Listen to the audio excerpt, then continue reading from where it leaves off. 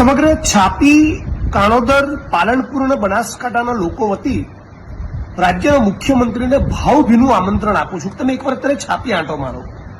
તમે જે પ્રમાણેના વિકાસની ડંફાસો મારી છે, તમે નાગરિકો માટે બહુ મૃદુ છું, સંવેદનશીલ હોવાની જે બડાસો ફૂંકી છે, એક અડધો કલાક માટે તમે છાપી પાલનપુર હાઈવે પર આવીને ઉભા રહો એટલે તમને ખબર પડે તમારે વિકાસની વાસ્તવિકતા શું છે.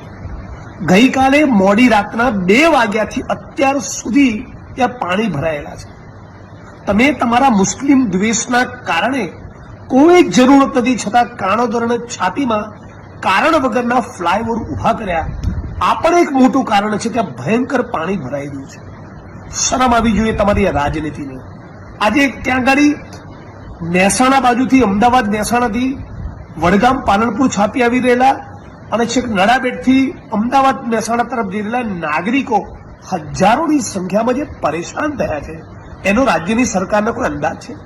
હું તો વિડીયોના માધ્યમથી સમગ્ર ગુજરાતની જનતાને અપીલ કરવા માંગુ છું કે તમે તમારા ફેસબુક પર, ટ્વિટર પર, સોશિયલ મીડિયામાં લખો. આખા ગુજરાતને ખબર પાડવી જોઈએ કે ગુજરાતના માર્ગ અને મકાન મંત્રી કોણ છે. ગુજરાતના મુખ્યમંત્રી ભૂપેન્દ્રભાઈ પટેલ એ પોતે ગુજરાતના માર્ગ અને મકાન મંત્રી છે. અને એ છતાં જે રાજ્યનો સીએમ પોતે માર્ગ અને મકાન મંત્રી હોય, એ છતાં આટલા રોડ રસ્તામાં પાણી ભરાય, આટલા રોડ રસ્તા તૂટે, શહેરમાં ભૂવા પડેલા હોય, ફ્લાયઓવર તૂટી જાય, મોટા મોટા બ્રિજ કોલેપ્સ થઈ જાય. મને લાગે છે મુખ્યમંત્રી થોડીક સંવેદના બતાવીને સમગ્ર ગુજરાતના તમારા ડિપાર્ટમેન્ટના માણસોનો કહો, આખા ગુજરાતના ખૂણે ખૂણે નીકળી જાય. આ તમે શું કરી રહ્યા છો? એક હાઈવે 15 કલાકથી બંધ હોય, પાણી 12 કલાક સુધી ભરાયેલું, તમારું વહીવટી તંત્ર કરે છે શું? તમને કે શરમ આવે છે?